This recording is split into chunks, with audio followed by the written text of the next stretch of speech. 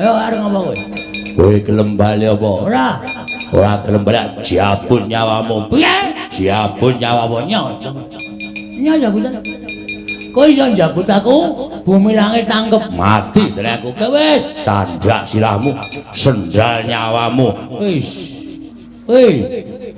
Hop. Wah, angel banget ta iki. Ayo, iki nyawa peret iki kaya ngene iki. Ora bakal iso tak jabut.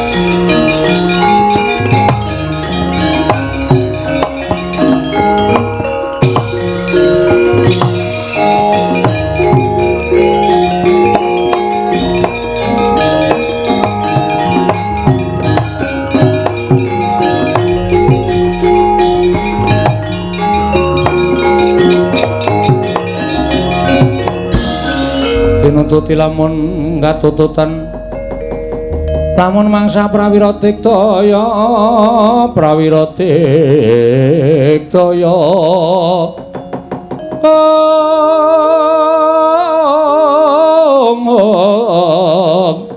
ora nggono magawe glarira wang wow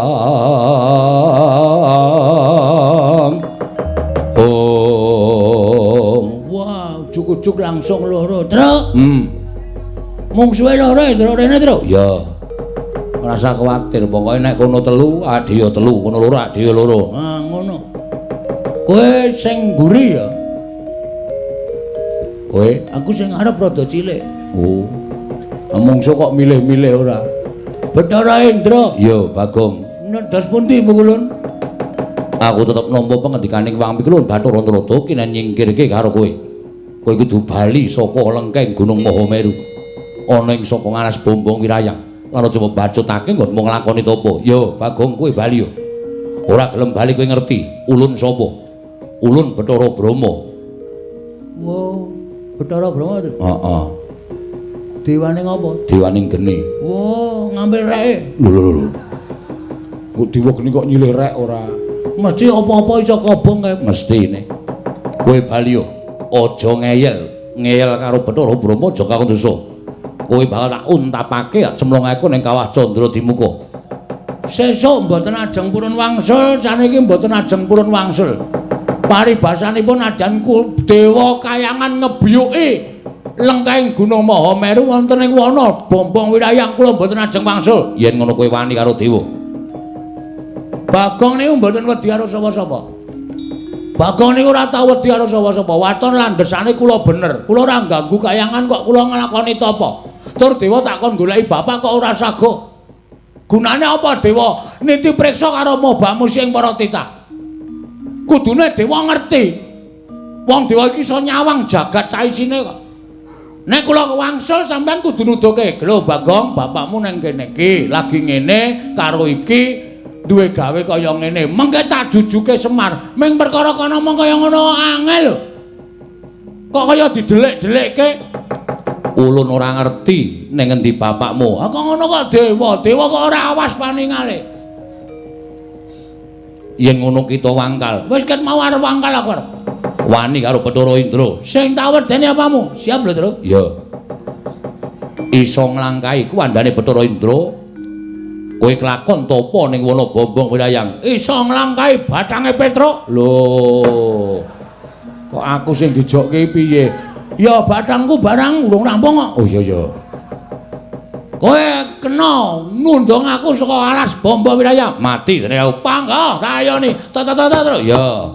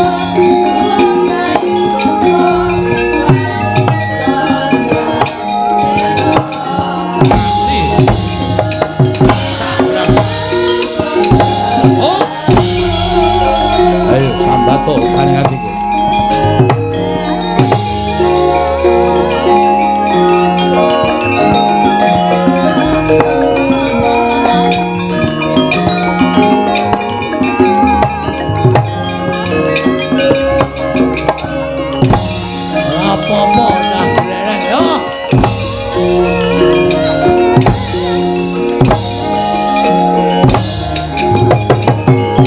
Wes.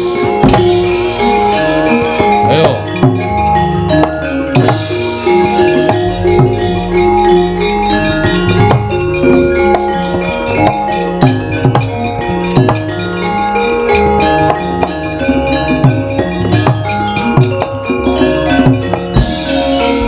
Ngopo, Gong? Kok kaya wong girap-girap? Asem kok dewa iki ampuh tenane. Ampuh piye? Ngantem aku dies mumet aku. Jambak rambutku diantem ra iku diel. Kontal aku ora masalah. Bathuk menyonyo ngono kok. Ha iya ditonyo Bathara Indra. Kedua aku ya dicandak sirahe jebles. Rasane ora karo-karoan ya, Dek. Paling mleboni iwak. Iwak apa? Ora wae ngono kok iwak ora. Ora apa-apa ora wis ora masalah sing penting slamet. Heeh. Wis pokoke diampet kok. Wis ben aku apa-apa doyan kok. Ha iya. Canggleleng kok. Hei Bathara Brahma rene kae. Yo, aja ngubal-ubal genimu kowe mo. Lho. Masa apa? Brahma. Ayo, ijen padha ijen tangan kosong karo aku. Maju kok. Oke. Ajare lah.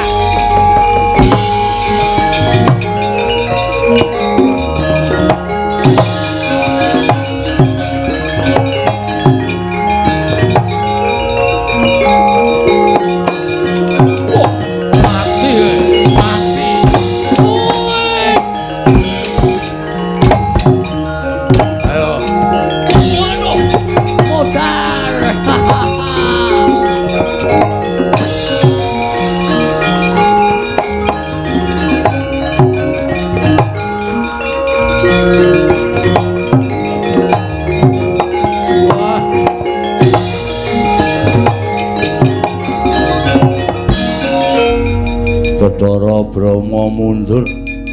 Oh, ladal. Bagong pancen ora kena dijum sarana aris. Wani gawe begering para dewa. Oh, konangan Yama Dipati ajabut nyawamu mbut dadine pati. Oh.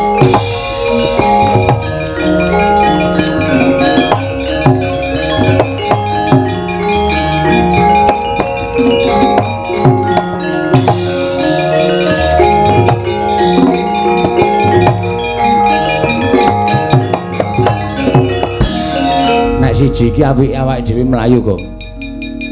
Ki dewa tukang jabut nyawa. Sapa jenenge? Yama Dipati. Ha sing jabuti nyawa-nyawa kuwi. Kowe maju jabut nyawamu modar. Ki nek siji iki awake kudu mlayu, nek ora mlayu mati tenan. Minggir, Gong. Kowe ngono dikandhani ora to? Nek kowe maju kowe engko dijabut nyawane kowe mati aku ki kelangan. Aku mau kelangan kowe, Gong. Kendel ya kendel ning nganggo hitungan. Kowe ngapa ya cangkeme jebak-jebak iki? Hah? Nek wis wani aja wedi-wedi, nek wis wedi aja wani-wani. Pati uripe menungsa iki gumantung Gusti, ora gumantung Yama Dipati. Yama Dipati urung jabut aku tak jabuti untune. Lho. Mundur. Gong, kowe mati tenan. Kowe mati tenan nek musuh Yama Dipati. Petro. Mundur. Bisa mundur ora? Presne lengmu rusak ora bisa mundur. Ora ning aku ngeman, rasa to eman. Aku mati wis tak ikhlaske mati terus. Aku ora apa-apa tekane mati. Kok nangis? Wedi. Agene wedi kok. Ngono aku kaya kendel-kendel ora. Mundur aku ora apa-apa wis tak ikhlaske. Nggo mbelani karo desaku, nggo mbelani karo kuthaku. Aku ikhlas mati ora apa-apa. Aku ora mendol, tak tenjang tenan ra mikir kowe. Karepmu wong.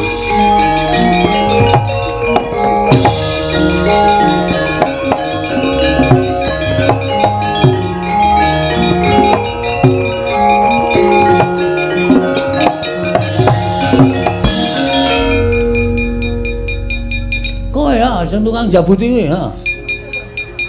Jabut nyawa. Oh, ora mbok nyawa mbok apa sing penting kowe tukang jabut to? Iya. Ayo arep ngapa kowe? Kowe gelem bali apa? Ora. Ora gelem bali jabut nyawamu. Piye? Jabut nyawamu Jabut. Nya jabutan. Kowe iso jabut aku, bumi langit tangkep. mati tenan aku wis candak sirahmu, sendal nyawamu. Wis. Hei. Hop. Wah, angel banget ta iki. Ayo, iki nyawa peret ki kaya ngene iki. Ora bakal iso tak jabut. Wah. Ngono.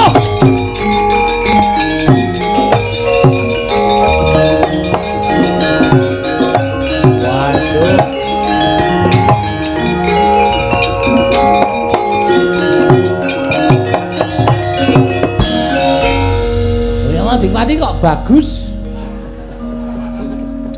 Pun nek mungsuh pana kawan niku kewirangan. Ajeng kula jabut nyawane, ajeng kula candhak sirahe angel ra jamak lunyune. Bul Bagong niku sirahe digrujuk solar. Anggere keneng mlunyu, keneng mlucut, keneng mrucut. Lah cah edan lah kok tadi jenggotmu ilang. Disaut jenggote dijabut sak kayange. Waduh, priye ra jamak-jamak. Lha niku nek ngethok mbaka sithik krak-krik niku sak gegem mabrol ngoten. Aduh. Panas ra jamak-jamak. Ana janggut kok panis. Piye iki kok Bathara teko dengkelmu kuwi. Piye, ha? Arep gleneng ya kowe? Aku madake wedi karo kowe. Ki Bagong kondyang bengi iki. Ngosase dewa ayo. Kowe arep ngapa kowe? Arep mbelani wae? Bathara Narada ora mundur saka negara. Kok negara ngaras? Pombong wilayah. Tak katutke dosane. Iya. Iya wis aku tak mundur. Iya. Ora mundur sudet wetengmu metu cecule. Wis. Weteng kok metu cecule. Ayo ngomongno Bathara Guru ra wedi aku kaya.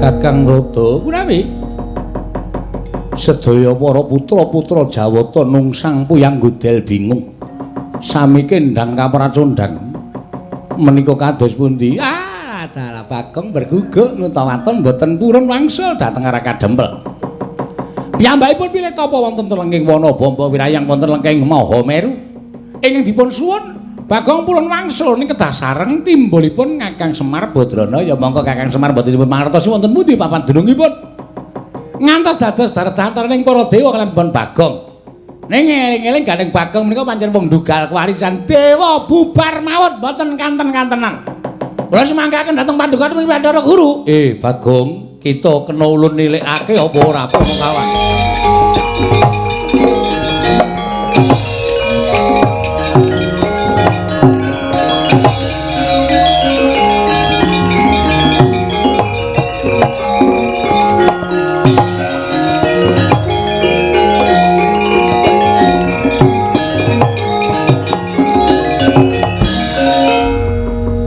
Pandhita kang kinarya wangsit pindha kombang ngajaping tawang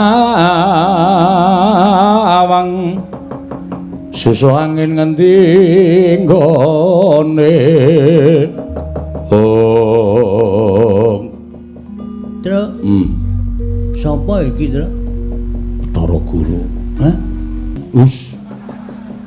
Ki kedhem ning guru terus gajine ra mundak-mundak. Ketiban guntur geni guntur angin. Mbuh tibamu Panakawan Bagong. Pun mang tibake nek pancen ajeng nibake guntur geni guntur angin pun monggo. Kula ikhlas mati ora apa-apa Bu Kulun. Kene marganing pati kita Panakawan.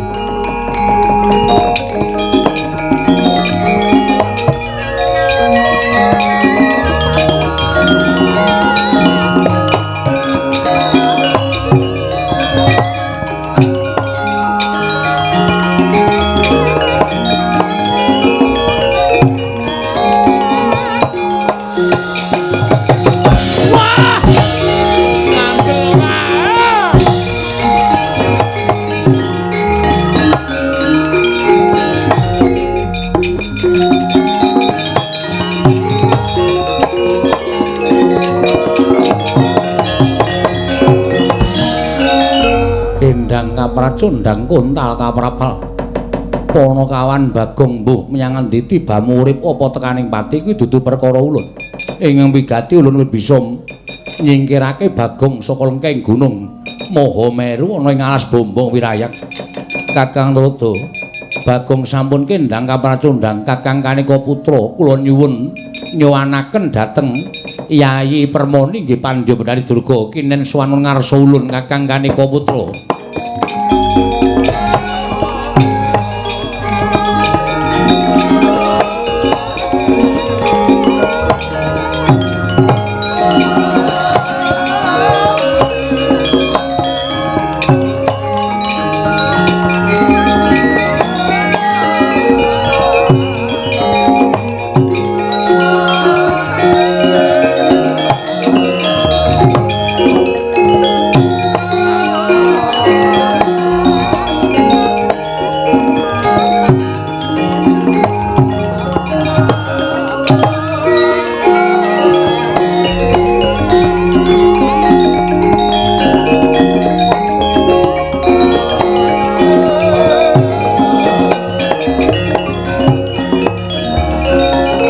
Pandhawa tata Gatiwisraya Indriyaksa Sara Maruta Pawana Bana Margana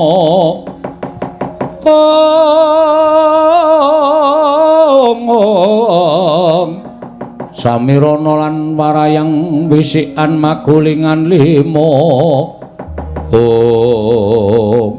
Mastu nama Sidam Karing Bawana Langgeng Durga, kula nempanan dika ing adawa pukulun. Kaget kita ulun timbali. Gurawan raos sing manahipun ingkang abdipun Pandya Bendari Durga dene paduka ngawe ingkang abdipun Permoni wonten dawuh timbalan paduka ing kados pundi pukulun. Para wadyabala jim setan priprayangan berkasaan ilu banaspati ngleng-nglek balungan tandak. Wadyabala dandang mangure kita budhalake kemarang paduka. Mapanana ing Karang Kadempel mumpung Kakang Semar utawa Kakang Ismaya linggal saka ing Karang Kadempel ninggal Karang Kadempel. Panakawan uga ora ana mapanana ing Karang Kadempel. Kawula Karang Kadempel jarah rayan. Dadi panganing para baju barat Pandya Bendari Durga. Tobat ngaturaken panuwun ingkang tanpa pepindhan pukulun dene paduka sampun maring tedha dhateng para wadyabala berkasaan. Ora usah kakehan gunem sing tanpa guna. Tumuli kita budal dina samengko. Nek non ngestaken dawuh pamit madal masilan. Sing ati-ati aja kaya bocah cilik Pandya Bendari Durga.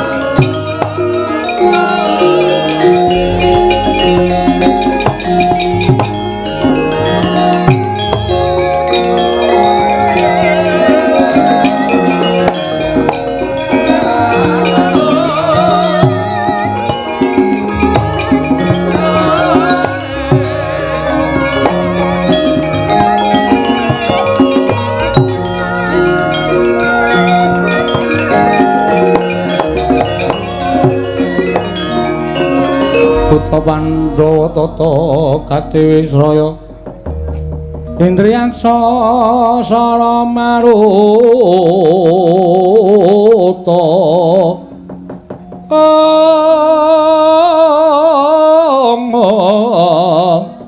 Samirana lan warayang wisikan makulingan lima